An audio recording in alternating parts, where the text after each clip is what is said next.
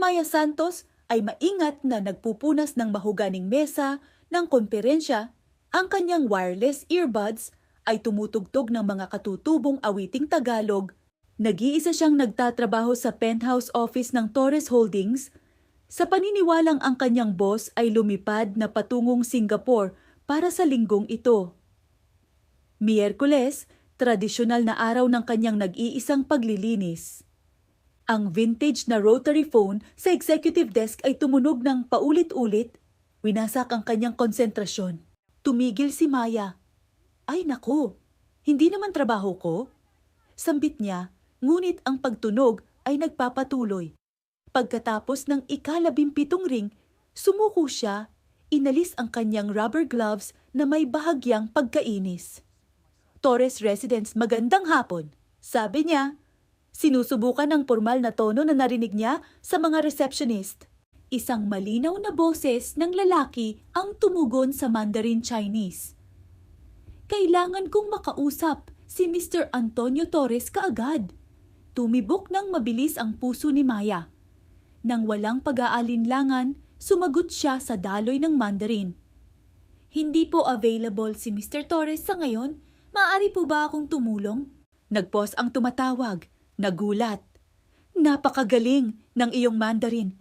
Ako si Wei Liang mula Shanghai. Meron akong urgent na proposal para sa akisisyon para kay Mr. Torres, isang 75 milyong tech merger. Ang hindi alam ni Maya, si Antonio Torres ay maagang bumalik mula sa kanyang kanseladong Singapore trip. Nakatayo siyang tahimik sa pasilyo, pinapanood ang kanyang tagalinis na nakikipag-negotiate sa daloy ng perpektong Mandarin, mga termino sa negosyo, mga nuances ng kultura, maging ang mga pabirong komento tungkol sa init ng Shanghai. Hindi ito textbook Mandarin. Ito ay mastery. Si Antonio na nag-aral sa Beijing ay nakakilala ng expertise kapag naririnig niya ito.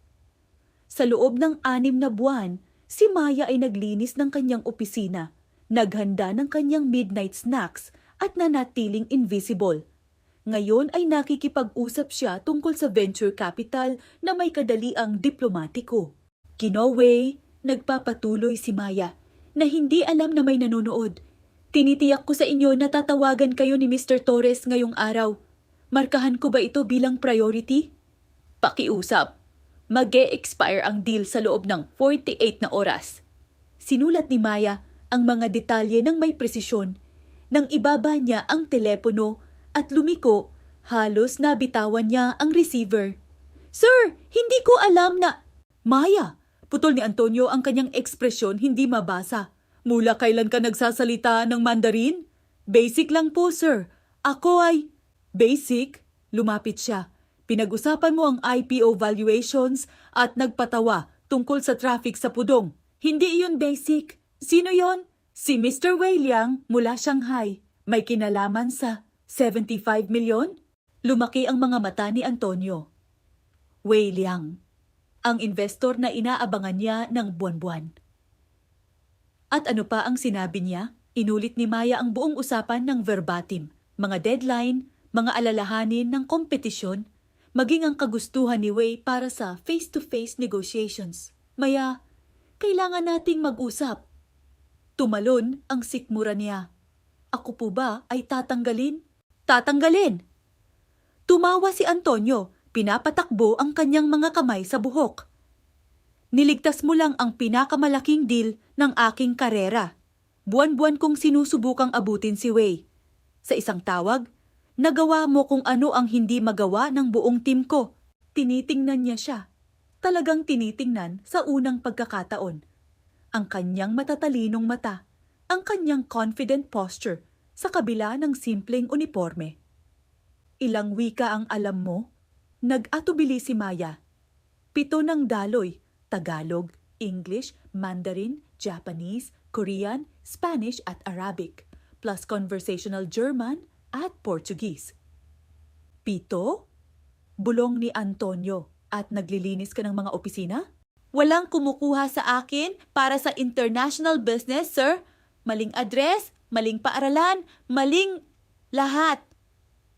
Umabot ang katahimikan sa pagitan nila. Sa labas, ang trapiko ng Manila ay umuungol. Milyon-milyong pangarap, milyon-milyong pagiging invisible. Maya, mayroon akong proposal. Kinuha ni Antonio ang telepono. Una, tatawagan ko ito. Pagkatapos, babaguhin natin ang iyong buhay. Nagpakita ang apartment ni Maya ng gabing iyon ng katotohanan. Mga sertipiko sa wika mula sa dingding hanggang dingding, degree sa linguistics mula sa UP Diliman, binayaran sa pamamagitan ng paglilinis ng mga opisina, at 47 rejection letters mula sa mga kumpanya, lahat ay nagtuturo ng cultural fit concerns. Ang kanyang basic Mandarin ay talagang HSK Level 6 na may business certification. Hindi niya kailanman nabanggit ito dahil natutunan niya sa mga elite circle ng Manila, ang talento ng walang pedigree ay nananatiling invisible. 3 araw na ang nakalilipas. Pudong District, Shanghai. Nakatayo si Maya sa private jet ni Antonio na nakasuot ng tailored na crimson suit, ang kanyang una. Insist ni Antonio, kung gagawin natin ito, gagawin natin ng tama. Tandaan, briefing niya sa kanya habang nasa flight. Sa palagay ni Wei ay ikaw ang aking executive assistant. Mag-translate ka lang at mag-observe. Ngunit si Maya ay nakikipag-analisa na ng kumpanya kultura ni Wei, ang kanyang WeChat posts, ang kanyang mga pattern ng pagtulong. Sir, pinahahalagahan ni Wei ang pamilya legacy. Banggitin ang hardware store ng iyong lolo sa Binondo. Ito ay lumilikha ng koneksyon. Tinitigan siya ni Antonio. Paano mo nalaman yon? Research! Ang lahat ay nagiiwan ng digital footprints. Ang kanyang anak ay kakatapos lang sa Fudan University. Batiin mo siya! Nagbago ang pagpupulong ng hindi lang nag-translate si Maya, siya ay nag-mediate. Nang ipahayag ni Wei ang kanyang mga alalahanin tungkol sa Filipino market volatility, sinipi ni Maya ang mga partikular na BPO growth statistics sa Shanghainese dialect na nagkamit ng masayang sorpresa ni Wei. Antonio, sabi ni Wei sa English, mas naiintindihan ng iyong assistant ang Guanxi kaysa sa aking sariling team. Gusto ko siyang maging full-time sa proyektong ito. Siya ay unavailable? Pag-iwas ni Antonio.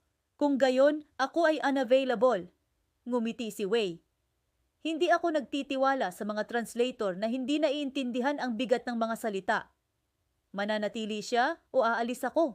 Sa pagbabalik sa Manila, hinarap ni Antonio ang krisis. Si Wei ay nangangailangan ni Maya para sa 6 na buwang Shanghai posting.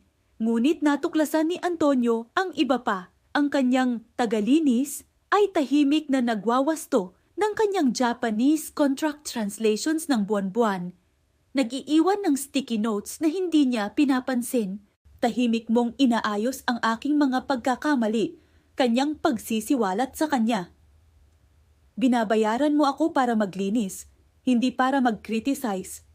Maya, bakit hindi ka nagsabi ng anuman? Sa wakas ay tumingin siya sa kanyang mga mata. Dahil hindi mo kailanman tinanong ang aking apelyido. Hindi tinanong kung saan ako nag-aral. Hindi tinanong kung bakit ang isang may UP degree ay naglilinis ng mga opisina ng 2 a.m. Bumigay ang kanyang boses. Nakita mo ang uniforme, hindi ang tao. Naramdaman ni Antonio ang bigat ng kanyang pribilehiyo. Ngayon ko itinatanong, Santos, Maya Santos. Nagtapos na magna cum laude. Ang aking ama ay isang jeepney driver na nagturo sa akin ng Japanese mula sa mga tourist Facebook. Namatay siyang naniniwalang magiging ako ay isang tao. Ikaw ay isang tao. Bakit ako ay naglilinis pa rin ng iyong mga inodoro? Nang gabing iyon gumawa si Antonio ng 2 tawag. Una kay Wei, pagtanggap ng mga termino na may mga modification. Pangalawa sa kanyang HR head, pagtapos ng kontrata ng cleaning service. Maya, mayroon akong totoong proposal ngayon. Hindi charity partnership. Gusto ka ni Wei sa Shanghai. Gusto kita dito, binabago kung paano tayo nagnegosyo sa Asia. Ngunit, Hindi ko kayang ialok ang pareho.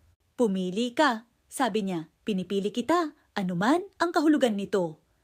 Nangangahulugan ito ng bagong titulo, Director of Cross-Cultural Intelligence. Nangangahulugan ito ng office hours sa halip na oras ng paglilinis.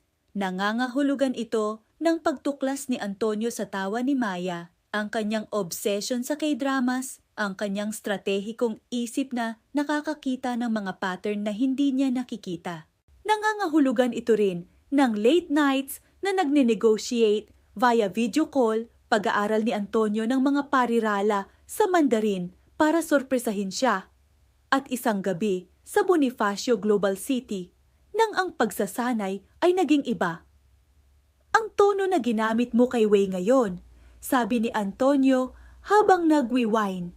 Ito ay commanding. Ito ay tinatawag na pagkilala sa iyong halaga. Inikot ni Maya ang kanyang baso. Umabot ako ng 22 taon bago ko ito nahanap. Patawad na ako ay bahagi ng mga taong iyon. Ikaw ay bahagi ng dahilan kung bakit ito nagbago. Inilapag niya ang kanyang wine. Ngunit Antonio, kung ito, tayo, ay gratitude lang para sa deal, sabihin mo sa akin ngayon. Napakatagal kong invisible para maging proyekto ng isang tao. Umabot siya sa kabila ng mesa. Hindi ka proyekto. Ikaw ang pinakamagandang tao na kailanman kong nabigong mapansin. At natatakot ako na pupunta ka sa Shanghai at marirealize na hindi mo ako kailangan. Hindi kita kailangan. Sang-ayon niya, pinapanood ang kanyang mukhang bumagsak. Ngunit sa palagay ko ay gusto kita.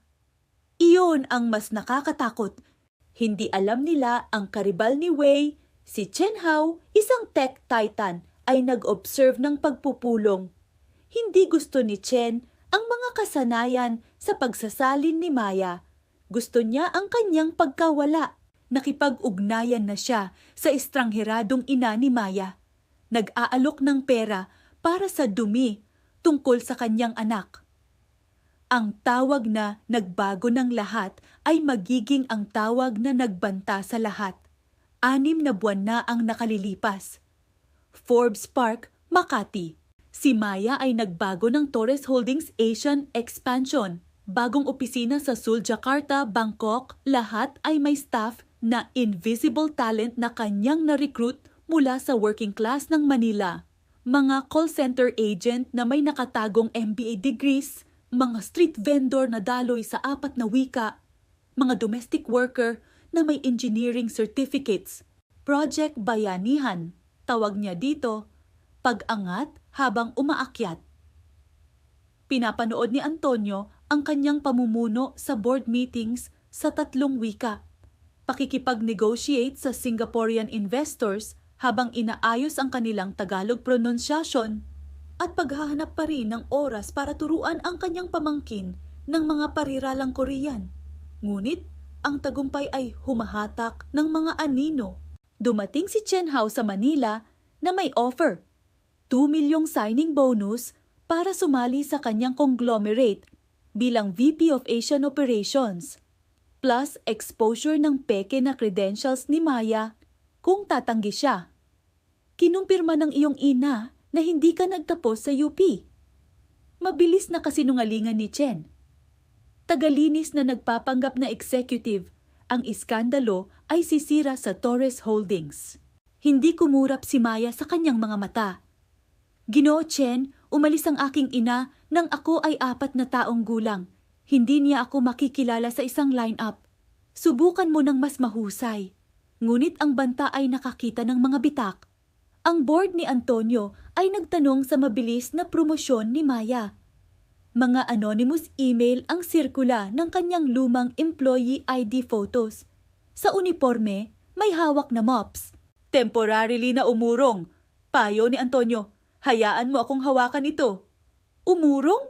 Ang boses ni Maya ay bakal. Gumastos ako ng 6 na taon na umurong. Wala na. Tumawag siya ng press conference. Live. Uncensored.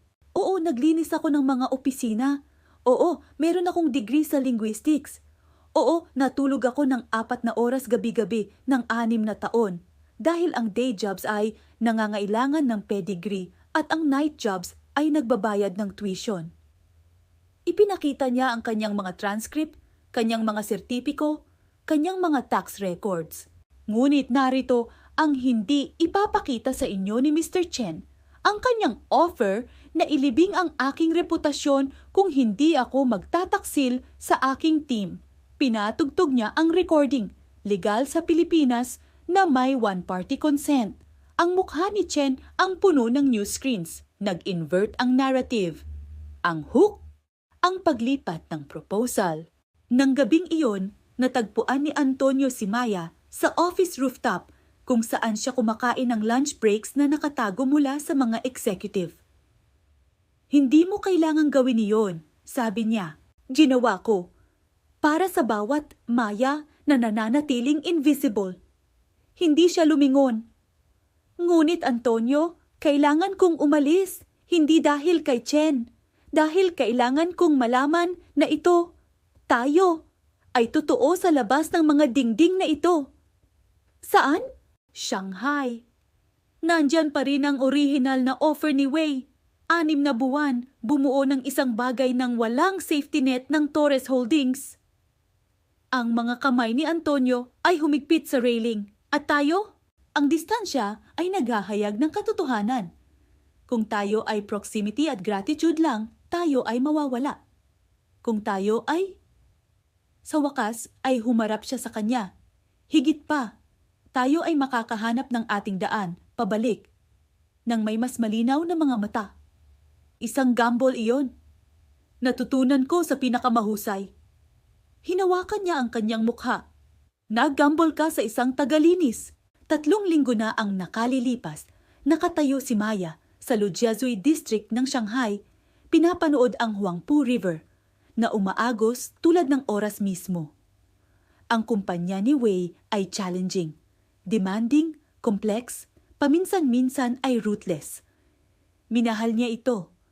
Ang mga tawag ni Antonio ay dumating araw-araw sa una, pagkatapos ay lingguhan, pagkatapos ay stratehikong katahimikan. Pareho silang sinusubok ang kanilang mga sarili. Hanggang sa Seoul Crisis, isang joint venture sa pagitan ng kumpanya ni Wei at isang Korean chaebol ang bumagsak dahil sa mga error sa pagsasalin na talagang cultural sabotage. Milyon-milyon ang nakataya. Ang mga reputasyon ay gumuguho. Tawagan ni Wei si Maya ng 3 a.m. Ayusin mo ito, ikaw lang ang makakagawa. Ang catch, ang Korean CEO ay makikipag-negotiate lamang kay Antonio Torres, ang tanging Filipino businessman na kanyang pinagkatiwalaan matapos ang isang nakaraang deal. Kailangan ni Maya ang kanyang dating boss, profesional, personal. Ang kanyang daliri ay naka-hover sa call button. Pride versus purpose. Tumawag siya, Four Seasons Hotel, Seoul. 48 oras na ang nakalilipas. Pumasok si Antonio sa negotiation room at natagpuan si Maya na nandoon na. Ang kanyang buhok ay nakapin ng profesional. Suot ang pulang suit mula sa kanilang unang Shanghai trip. Tumingin siya at may something na na-unlock sa pareho nilang dibdib. Mr. Torres, sabi niya ng formal para sa mga Korean. Salamat sa pagdating. Mrs. Santos, narinig ko na kailangan mo ng isang closer. Nagtrabaho sila ng magkasabay. Si Maya ay nag-decode ng cultural subtext. Si Antonio ay nagstruktura ng financial safeguards. Nang tanungin ng chaebol chairman ang Filipino reliability, sumagot si Maya sa classical Korean na nagtuturo ng mga sanaysay ni Jose Rizal tungkol sa Asian solidarity na pinag-aralan ng chairman sa universidad. Nag-shift ang room, na-establish ang respeto. Pagkatapos ng gabi, ang deal ay nailigtas. Enhanced pa. Nag-iisa sa hotel bar, sa wakas ay nagtanong si Antonio, "Miss mo ba ako o ang aking closing skills lang?" Tumawa si Maya, ang kanyang totoong tawa, unguarded. "Miss ko ang pagtatalo sa iyo tungkol sa Japanese honorifics ng 2 a.m. Miss ko ang iyong pagsubok na magluto ng adobo at pagpapasabog ng fire alarm. Miss ko..." Nag-pause siya. Ang pagiging nakikita ng isang taong nakakakilala ng parehong bersyon ko. Ang executive at ang babae na nagsisiyasat pa rin ng apartment listings sa Tondo just in case. Umabot si Antonio sa kanyang bulsa. Hindi singsing, may isang bagay na mas mahusay, isang business partnership agreement. Torres Santos Holdings, 50-50, Manila, Shanghai, Seoul, Singapore.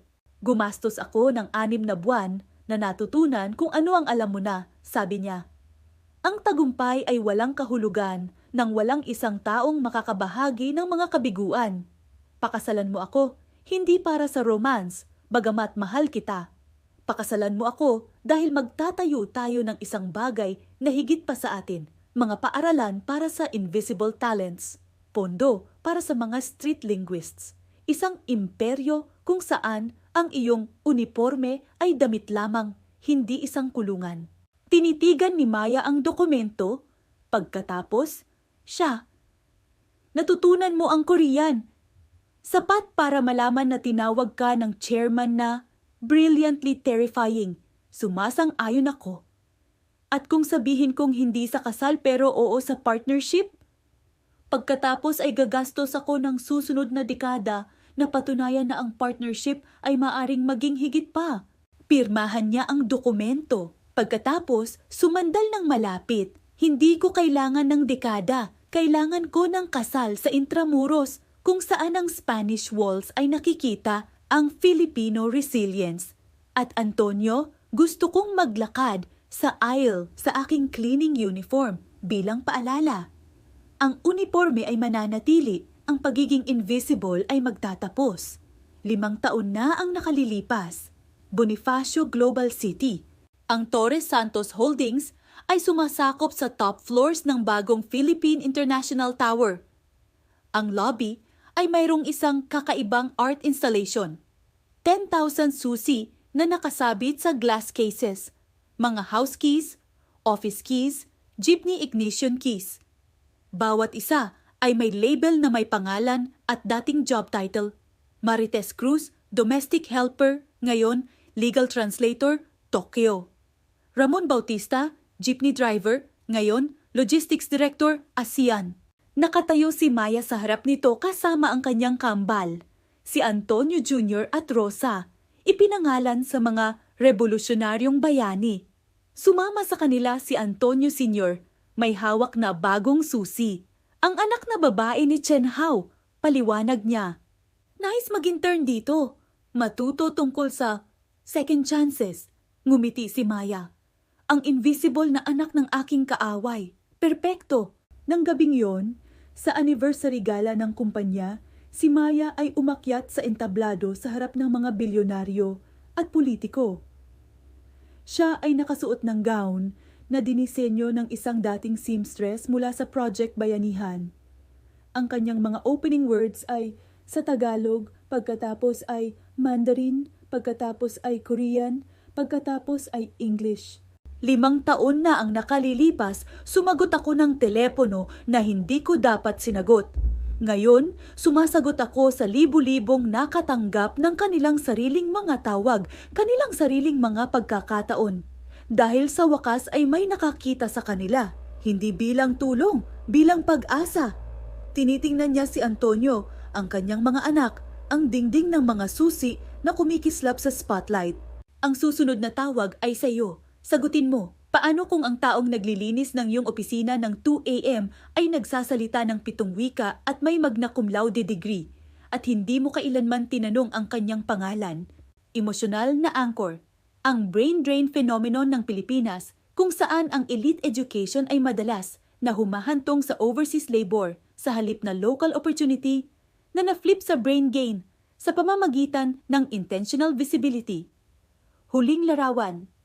Ang kambal ni Maya, lumalaking hindi alam na ang invisibility ng kanilang ina ay minsang itinuring na normal at ang pinakamalaking deal ng kanilang ama ay natutong makita.